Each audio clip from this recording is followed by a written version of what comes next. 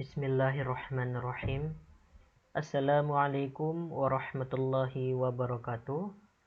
Di video kali ini saya akan menjelaskan topik fisika dengan judul pengaruh gravitasi terhadap cahaya sebagai konsekuensi dari teori relativitas umum Einstein beserta kajiannya dalam filsafat Islam.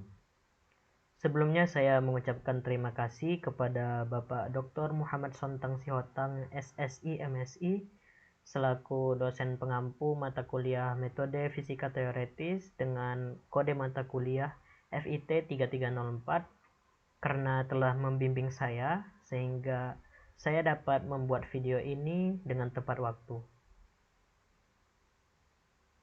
Di sini saya menyertakan glosarium atau istilah-istilah penting yang terdapat pada PowerPoint ini. Yang pertama ada ajek yang berarti tetap, teratur, tidak berubah.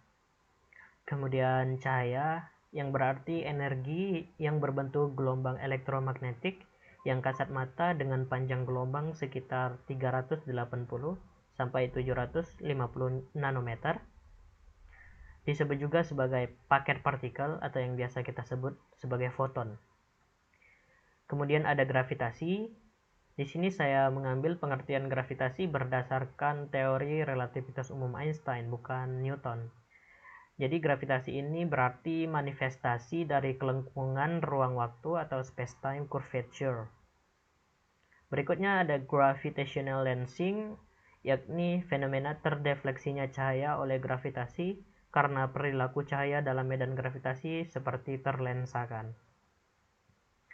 Selanjutnya yaitu kerangka acuan inersia, merupakan kerangka acuan yang bertranslasi dengan suatu kecepatan konstan yang berarti kerangka acuan itu tidak berotasi dan pusat koordinatnya bergerak dengan kecepatan konstan di sepanjang sebuah garis lurus dengan kecepatan tetap tanpa adanya komponen percepatan.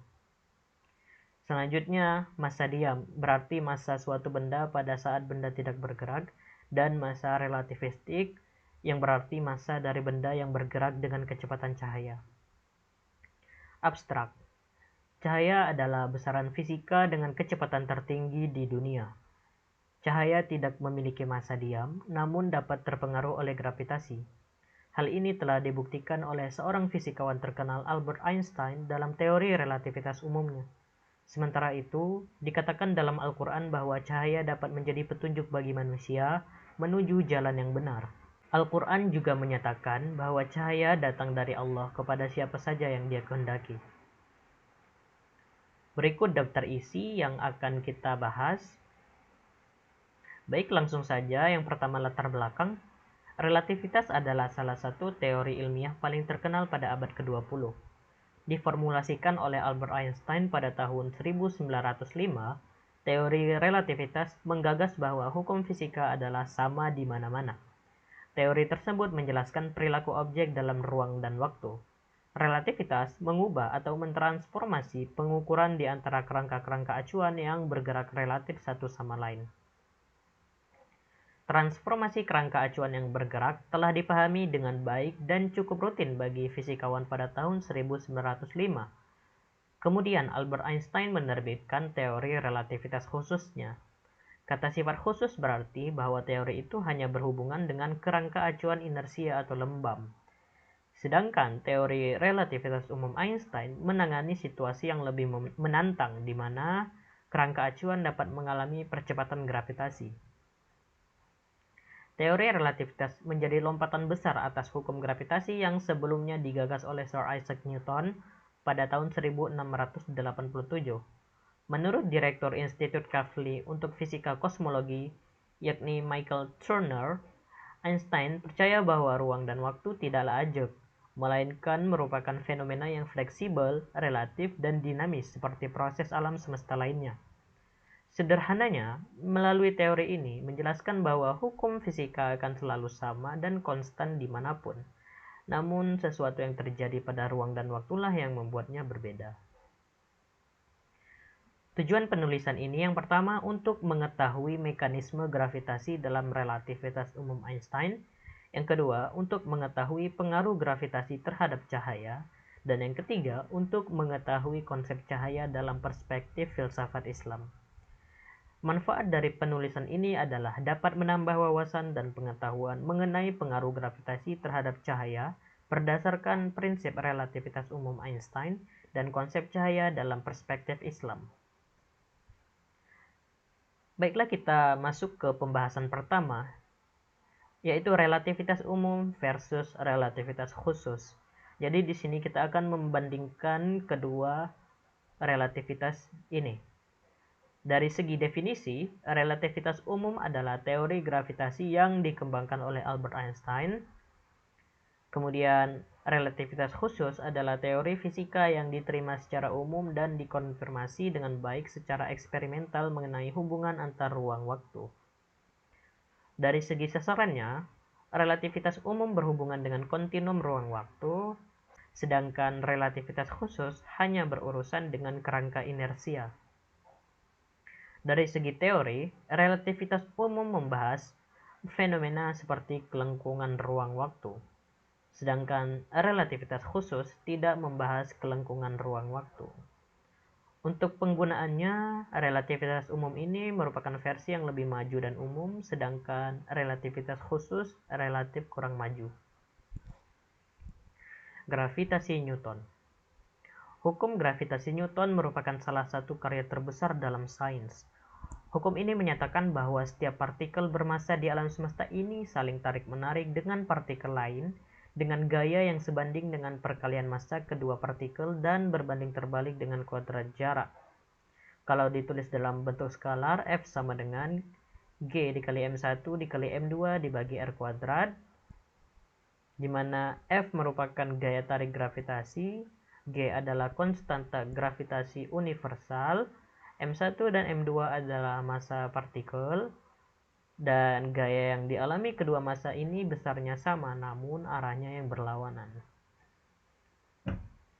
Nah, kalau kita sketsakan kira-kira seperti ini, di mana ada benda bermassa M1 dan M2 dihubungkan oleh jarak R. Nah, gaya gravitasi yang bekerja pada dua benda ini sama besar, namun arahnya berlawanan. Jadi pada kasus ini M1 mendapatkan gaya F1 yang sebanding dengan F2 tetapi berlawanan arah. Newton menyatakan bahwa gravitasi adalah aksi pada suatu jarak dan waktu adalah besaran absolut yang sama dimanapun pengamat berada. Gravitasi Newton seperti hantu yang bisa membuat dua benda bermassa saling terikat tanpa perlu media apapun. Alam semesta digambarkan menempati ruang 3 dimensi ditambah dimensi waktu yang tidak terkait dengan dimensi ruang.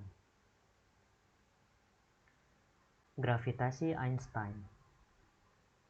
Tidak seperti Newton yang memandang gravitasi sebagai gaya tarik-menarik antar dua massa, Einstein memandang gravitasi sebagai karakteristik geometri. Menurut Einstein, ruang waktu tidak dapat dipisahkan. Dengan kata lain, alam semesta terdiri atas 4 dimensi yang saling terkait. Waktu merupakan besaran relatif, di mana waktu itu tidak mutlak seperti anggapan Newton, dan waktu ini bisa berbeda antara pengamat yang satu dengan yang lain.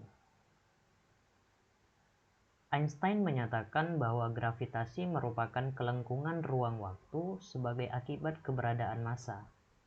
Karena ruang waktu melengkung, suatu benda yang ingin melintas di dekat benda tersebut akan berbelok lintasannya dan terjebak dalam kelengkungan tersebut.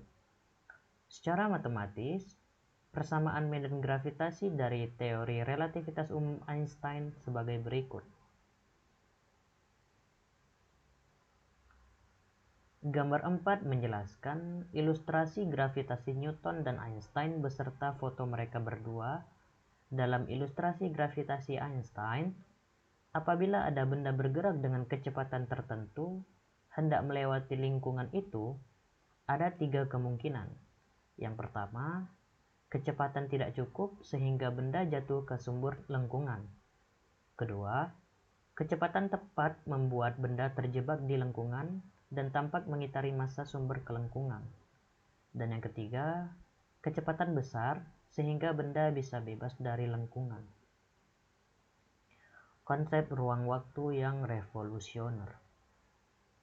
Jikalau Newton memandang ruang angkasa sebagai ruang yang kosong, Einstein menganggap ruang angkasa tersebut terbuat dari anyaman medan ruang dan waktu. Teori gravitasi baru ini lebih dikenal dengan nama teori relativitas umum. Jikalau Newton menyarikan teori gravitasi dalam sebuah persamaan saja, Einstein menyarikannya dalam 16 buah persamaan di dalam sebuah persamaan matematik yang ditulis dengan notasi yang dikenal sebagai tensor. Persamaan tadi menghubungkan geometri ruang dan waktu dengan massa dan energi. Medan ruang dan waktu adalah medan 4 dimensi, di mana 3 dimensi berasal dari ruang dan 1 dimensi berasal dari waktu. Bentuk susunan anyaman ruang dan waktu ini sangat dipengaruhi oleh distribusi massa atau energi yang berada di dalam medan 4 dimensi ini. Benda angkasa seperti matahari akan melekukan medan ini. Efek lekukannya bisa dibayangkan seperti lekukan permukaan kasur karet yang disebabkan oleh bola bowling di atasnya. Sebagai perhatian, gambaran lekukan kasur 2 dimensi ini hanyalah untuk menyederhanakan gambaran lekukan 4 dimensi yang sulit dibayangkan.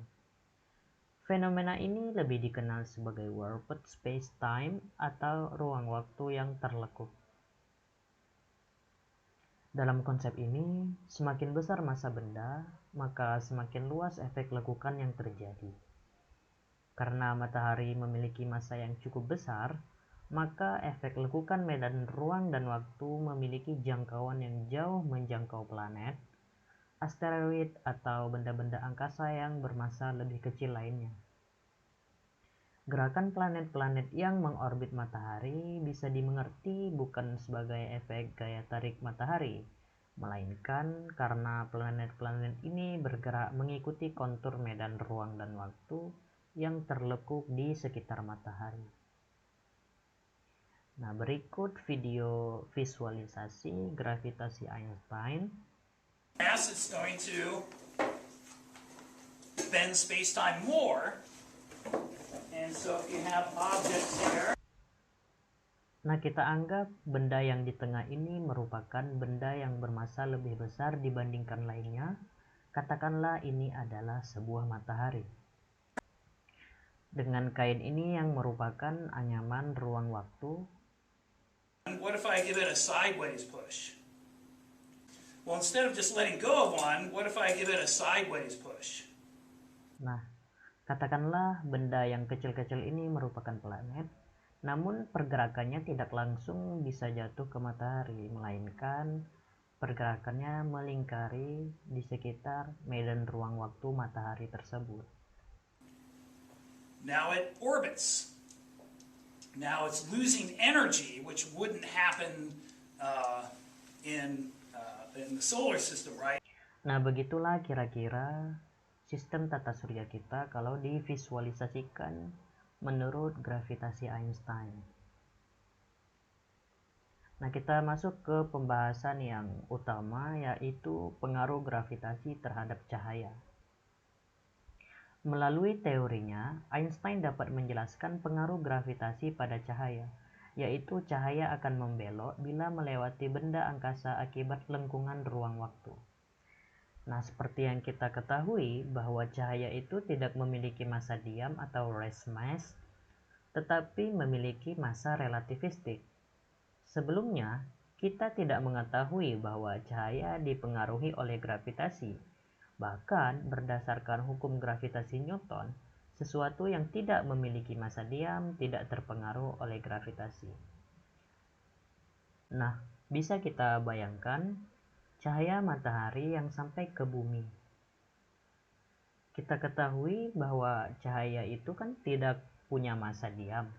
Tetapi kenapa bisa cahaya tersebut bisa sampai ke bumi? Dalam artian seharusnya bumi menarik cahaya matahari. Sedangkan menurut hukum gravitasi Newton, gravitasi itu terjadi jika ada dua buah benda yang mempunyai massa, sedangkan cahaya sendiri tidak memiliki massa. Dan inilah yang dapat dijelaskan Einstein bahwa mengapa cahaya bisa terpengaruh oleh gravitasi.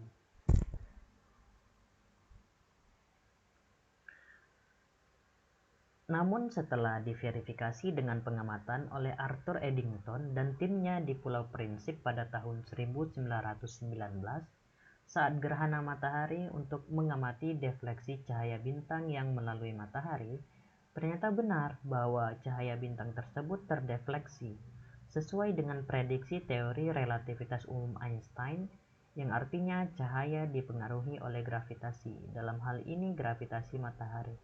Fenomena ini disebut sebagai gravitational lensing.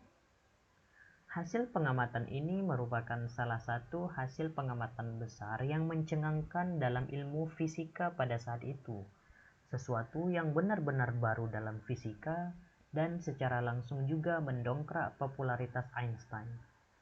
Kisah ini diabadikan dalam film yang berjudul Einstein and Eddington. Bisa kita lihat pada gambar di sebelah kiri merupakan David Tennant yang berperan sebagai Eddington dan di sebelah kanan adalah Andy Serkis yang berperan sebagai Einstein dalam film Einstein and Eddington tahun 2008. Jika kita lihat persamaan medan gravitasi dari teori relativitas umum Einstein pada persamaan 2 di atas, suku di sebelah kiri menjelaskan tentang pelengkungan ruang waktu atau space-time curvature, sedangkan suku di sebelah kanan menjelaskan tentang tensor energi momentum. Catatan untuk apa itu tensor? Pikirkan tensor sebagai suatu keranjang kumpulan besaran fisika seperti energi dan momentum, yang juga menjelaskan arah dan orientasi dari besaran tersebut. Catatan pula, mengapa tidak memasukkan massa diam pada persamaan tersebut? Karena massa diam dapat dikonversi ke bentuk energi berdasarkan persamaan E0 sama dengan M0 dikali C kuadrat. Dari persamaan medan gravitasi Einstein tersebut, ada keterkaitan antara pelengkungan ruang waktu terhadap tensor energi momentum. Semakin besar tensor energi momentum, maka semakin besar pula pelengkungan ruang waktu olehnya. Jika pada hukum gravitasi Newton hanya massa yang bergravitasi, yakni mempengaruhi dan terpengaruhi gravitasi, teori relativitas umum Einstein mengoreksinya bahwa tensor energi momentumlah yang bergravitasi. Dan kita juga mendapat informasi tambahan dari relativitas umum ini, bahwa gravitasi tidak lain adalah hasil dari pelengkungan ruang waktu. Cahaya tidak memiliki massa diam, tapi sudah pasti memiliki energi dan momentum. Tensor energi momentumnya tidak nol, artinya cahaya terpengaruh oleh gravitasi. Konsep cahaya dalam perspektif filsafat Islam berdasarkan Al-Quran. Cahaya selalu bergerak dan tidak akan diam. Dalam perambatannya tidak memerlukan zat perantara sehingga dapat menembus ruang angkasa yang vakum. Cahaya ini merupakan kepunyaan Allah yang diberikan kepada alam semesta termasuk di dalamnya manusia. Dalam Al-Quran Surah An-Nur ayat 35 Allah berfirman yang artinya, Allah pemberi cahaya kepada langit dan bumi. Perumpamaan cahayanya seperti sebuah lubang yang tidak tembus, yang di dalamnya ada pelita besar. Pelita itu di dalam tabung kaca, dan tabung kaca itu bagaikan bintang yang berkilauan, yang dinyalakan dengan minyak dari pohon yang diberkahi, yaitu pohon zaitun, yang tumbuh tidak di timur dan tidak pula di barat, yang minyaknya saja hampir menerangi, walaupun tidak disentuh api. Cahaya di atas cahaya berlapis-lapis. Allah memberi petunjuk kepada cahayanya bagi orang yang Dia kehendaki, dan Allah membuat perumpamaan-perumpamaan bagi manusia, dan Allah Maha mengetahui segala sesuatu. Dalam ayat ini, begitu pentingnya cahaya sehingga digunakan sebagai nama sebuah ayat, yaitu dalam surah An-Nur, dan cahaya itu datangnya dari Allah yang dapat memberi petunjuk kepada alam semesta termasuk yang ada di dalamnya dan sebagai sumber cahaya. Dalam ayat lain, Allah Subhanahu wa Ta'ala berfirman, Dialah yang memberi rahmat kepadamu dan malaikatnya, supaya dia mengeluarkan kamu dari kegelapan kepada cahaya. Dan adalah dia maha penyayang kepada orang-orang yang beriman. Al-Quran Surah Al-Ahzab ayat 43. Orang yang mendapatkan cahaya sehingga terbebas dari kegelapan, baik kegelapan secara fisis maupun kegelapan tauhid, maka orang tersebut mendapat rahmat Allah. Untuk itu rahmat ini sebagai cahaya bagi manusia. Seperti yang tercantum dalam Al-Quran Surah Al-Ma'idah ayat 15-16, bahwa Rasul membawa kitab untuk menjelaskan sesuatu yang tersembunyi, menunjuki orang-orang yang mengikuti keridhoannya kepada keselamatan. Dengan kitab pula akan dikeluarkan dari kegelapan menuju cahaya yang terang benderang dan jalan yang lurus. Dalam Al-Quran Surah Ibrahim ayat pertama juga mempunyai arti yang sama, yaitu Alif Lam Ra. Ini adalah kitab yang kami turunkan kepadamu, supaya kamu mengeluarkan manusia dari gelap gulita kepada cahaya terang benderang dengan izin Tuhan mereka, yaitu menuju jalan Tuhan yang maha perkasa lagi maha terpuji. Cara mencari cahaya Allah. Untuk mendapatkan sesuatu yang berguna di dunia ini, harus diupayakan dengan kesungguhan hati, pikiran, perasaan, dan perbuatan agar didapatkan hasil yang memuaskan. Cahaya dari Allah juga tidak akan kita dapatkan jika kita tidak berusaha mencarinya dengan sungguh-sungguh, hati yang ikhlas dengan mencurahkan apa yang kita miliki. Agar cahaya Allah dapat kita peroleh, maka kita harus mendekatkan diri dari sumber cahaya itu dengan melakukan apa yang disukai sumber cahaya tersebut. Adapun usaha untuk mendekatkan diri itu diantaranya, yang pertama, selalu berbuat baik dan membelanjakan harta benda di jalan Allah. Al-Quran Surah Al-Baqarah ayat 195. Kedua, bertaubat dengan tidak mengulangi perbuatan yang tercela dan selalu mensucikan diri dan tidak berbuat zolim. Terdapat dalam Al-Quran Surah Al-Baqarah ayat 222. Ketiga, selalu bertakwa dengan menjalankan perintah dan menjauhi larangan. Quran Surah Ali Imran ayat 76 dan At-Taubah ayat 4 dan 7. Keempat, sabar dalam menjalankan perintah dan sabar dalam menerima cobaan. Al-Quran Surah Ali Imran ayat 146. Kelima, bertawakal setelah melakukan usaha. Al-Quran Surah Ali Imran ayat 159. Dan yang keenam, berbuat adil dan tidak melakukan kezaliman. Al-Quran Surah Al-Ma'idah ayat 52 dan Al-Mumtahanah ayat 8.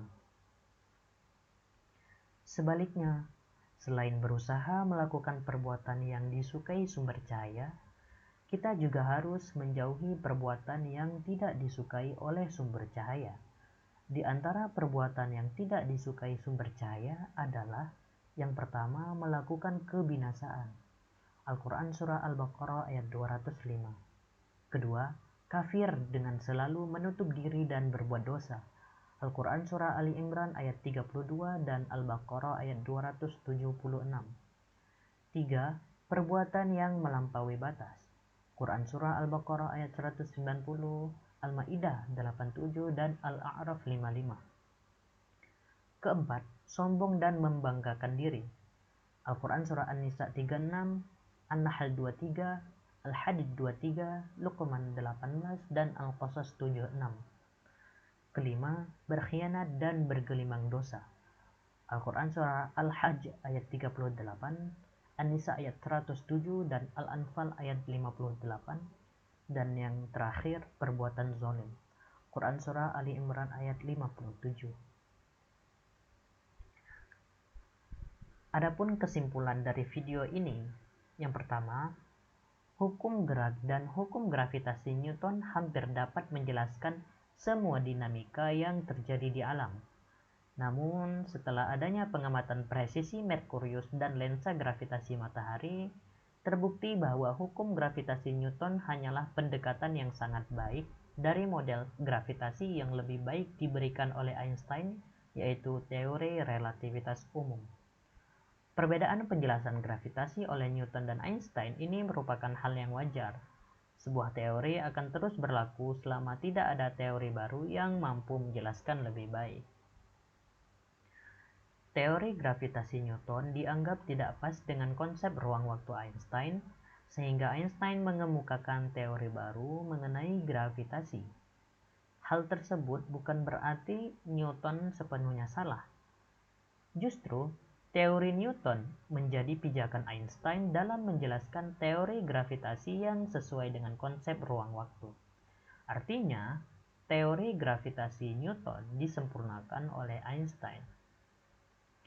Cahaya yang tidak memiliki massa diam dapat terpengaruh oleh gravitasi. Hal ini dibuktikan berdasarkan teori relativitas umum Einstein.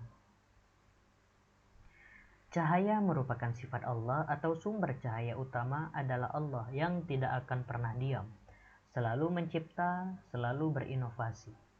Cahaya juga tidak pernah diam, selalu bergerak, karena jika diam, energinya nol, karena massa diam cahaya adalah nol, sehingga tidak ada kehendak. Allah juga tidak pernah diam dan selalu berkehendak. Allah Subhanahu wa taala berfirman dalam Al-Qur'an surah Ar-Rahman ayat 29 yang artinya, semua yang ada di langit dan bumi selalu meminta kepadanya setiap waktu dia dalam kesibukan. Cahaya Allah akan dapat diperoleh bila noda atau penghalang itu dihilangkan. Untuk menghilangkan noda itu, melakukan apa yang disenangi cahaya dan menjauhi apa yang tidak disukai cahaya. Cahaya dalam arti fisis juga tidak akan menembus sebuah ruangan atau tempat tatkala cahaya itu terhalang oleh sesuatu, sehingga ruangan atau tempat atau benda itu tidak ada artinya tanpa adanya cahaya ini. Demikianlah pembahasan kali ini. Adapun daftar pustaka yang saya gunakan dalam pembuatan video ini, di antaranya yang pertama ada buku Fisika Dasar edisi ke-7 jilid 3 dengan penulis Halliday dan kawan-kawan. Buku kedua yaitu buku Sakti Olimpiade Astronomi dengan penulis Toasti atau Tim Olimpiade Astronomi Indonesia. Berikutnya ada jurnal Kaunia dengan judul jurnal yaitu Konsep Cahaya dalam Al-Quran dan Sains yang ditulis oleh Murtono.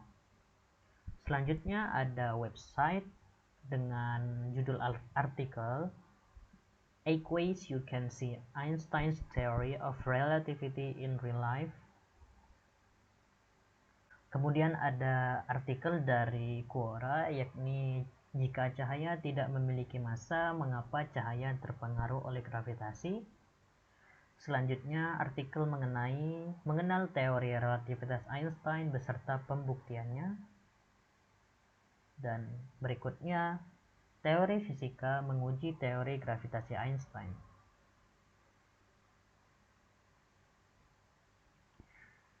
Adapun daftar gambar yang sudah saya lampirkan di awal, itu ada 5. Yang pertama, gambar 1 Albert Einstein. Yang kedua, gambar 2 gaya gravitasi yang bekerja pada dua benda. Gambar 3 merupakan foto dari Isaac Newton. Gambar 4 adalah ilustrasi gravitasi Newton dan Einstein beserta foto mereka berdua.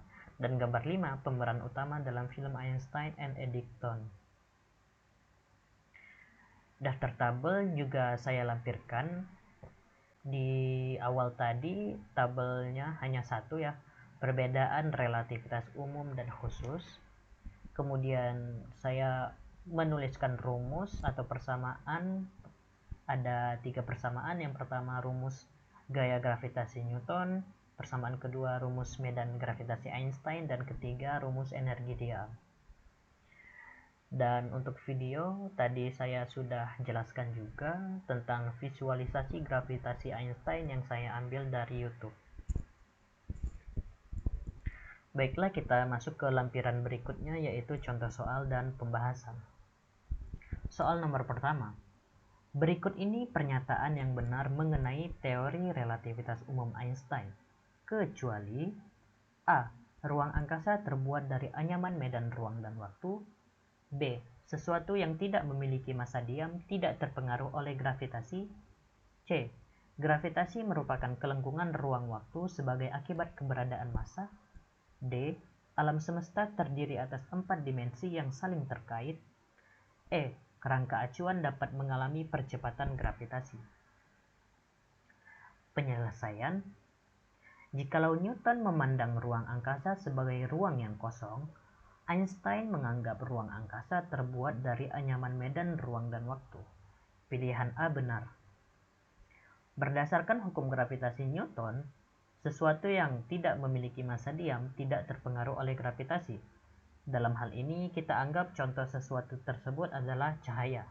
Sedangkan Einstein sendiri dapat membuktikan melalui teori relativitas umumnya bahwa cahaya yang tidak memiliki massa diam dapat terpengaruh oleh gravitasi. Ternyata pilihan B salah. Hukum gravitasi Einstein menyatakan bahwa gravitasi merupakan kelengkungan ruang waktu sebagai akibat keberadaan massa. Pilihan C benar. Menurut Einstein, ruang waktu tidak dapat dipisahkan. Dengan kata lain, alam semesta digambarkan menempati ruang 3 dimensi, ditambah dimensi waktu yang terkait dengan dimensi ruang. Waktu merupakan besaran relatif, bisa berbeda antara pengamat yang satu dengan yang lain.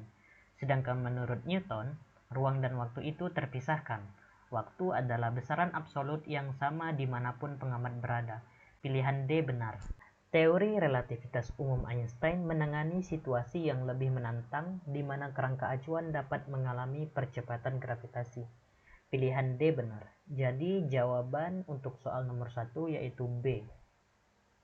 Lanjut ke nomor 2. Agar cahaya Allah dapat kita peroleh, maka kita harus mendekatkan diri dari sumber segala cahaya itu dengan melakukan hal-hal di bawah ini.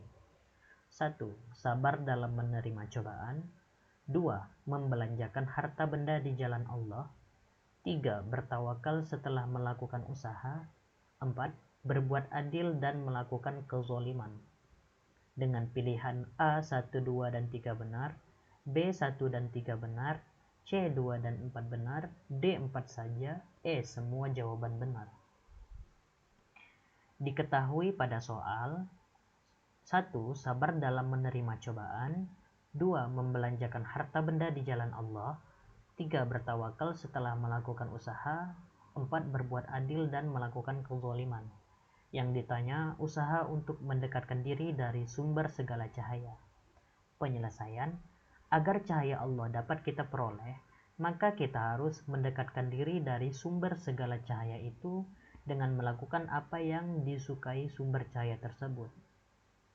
Untuk yang nomor 1, sabar dalam menerima cobaan, itu terdapat dalam Al-Quran Surah Ali Imran ayat 146. Dan nomor 1 adalah benar. Yang kedua, membelanjakan harta benda di jalan Allah juga benar, karena itu terdapat dalam Al-Quran Surah Al-Baqarah ayat 195. Yang ketiga, bertawakal setelah melakukan usaha juga benar, terdapat dalam Al-Quran Surah Ali Imran ayat 159. Keempat, berbuat adil dan melakukan kezaliman. Ini salah, karena berbuat adil termasuk perbuatan yang disukai sumber cahaya, terdapat dalam Quran Surah Al-Mumtahanah ayat 8, sedangkan melakukan kezaliman itu termasuk perbuatan yang tidak disukai sumber cahaya, terdapat dalam Quran Surah Ali Imran ayat 57. Jadi jawaban untuk soal nomor 2 yaitu A, 1, 2, dan 3 benar. Lanjut untuk nomor 3.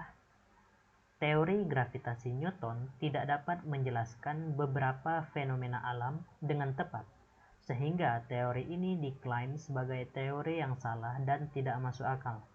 Einstein pun berhasil mematahkan teori tersebut dengan membuat teori gravitasi yang baru sesuai dengan prinsip relativitas umum miliknya dan bisa diterima akal sehat, benar atau salah. Diketahui, teori gravitasi Newton tidak dapat menjelaskan beberapa fenomena alam dengan tepat, sehingga teori ini diklaim sebagai teori yang salah dan tidak masuk akal. Kata kuncinya ini, teori yang salah dan tidak masuk akal. Lanjut, Einstein pun berhasil mematahkan teori tersebut dengan membuat teori gravitasi yang baru sesuai dengan prinsip relativitas umum miliknya.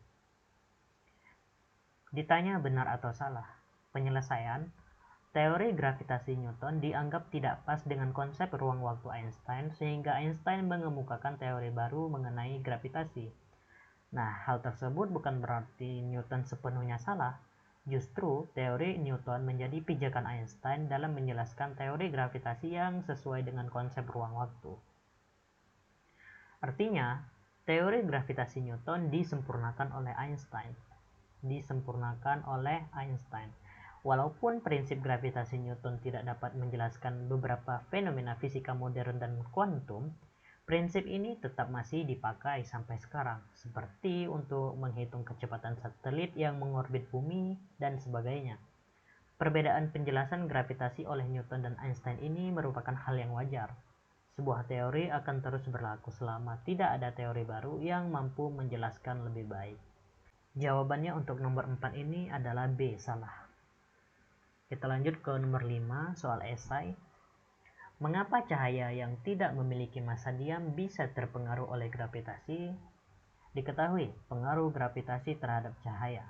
Ditanya, penjelasan bahwa cahaya tidak memiliki massa diam namun bisa terpengaruh oleh gravitasi. Penyelesaian. Cahaya tersusun atas partikel-partikel yang disebut foton. Partikel foton ini tidak memiliki massa diam, karena foton memang tidak pernah diam. Tapi karena tidak pernah diam, maka foton memiliki energi kinetik. Karena ia memiliki energi, maka ia akan terpengaruh gravitasi. Adapun penjelasan berikutnya, cahaya bisa dibelokkan oleh gravitasi bukan karena cahaya mempunyai massa, tapi karena benda yang bermassa sangat besar dapat menimbulkan lengkungan ruang waktu sehingga dapat membelokkan cahaya. Cahaya terpengaruh gravitasi karena geometrinya, penggaris untuk mengukur posisi dan waktu itu sendiri yang melengkung. Karena lajunya konstan dilihat dari sisi manapun, cahaya dianggap selalu melaju lurus, hanya lintasannya saja yang melengkung. Nah, adapun cahaya yang memiliki massa relativistik, yaitu sisa massa yang bersifat relatif, yang besarnya sesuai dengan yang dilihat si orang yang mengamati benda tersebut. Massa relativistik ini prinsipnya mirip dengan kecepatan. Ukurannya bisa berbeda tergantung kondisi si pengamat. Karena siapapun orangnya yang melihat cahaya pasti setuju bahwa cahaya itu tidak pernah diam. Jadi pasti selalu memiliki massa. Benda apapun yang bermassa akan dipengaruhi gaya tarik gravitasi.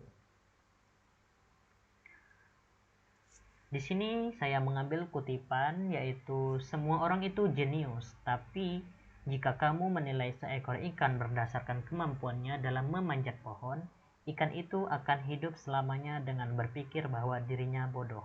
Albert Einstein. Demikianlah pembahasan tentang pengaruh gravitasi terhadap cahaya beserta kajiannya dalam filsafat Islam. Mudah-mudahan bermanfaat bagi kita semua. Terima kasih atas perhatiannya. Mohon maaf atas segala kesalahan.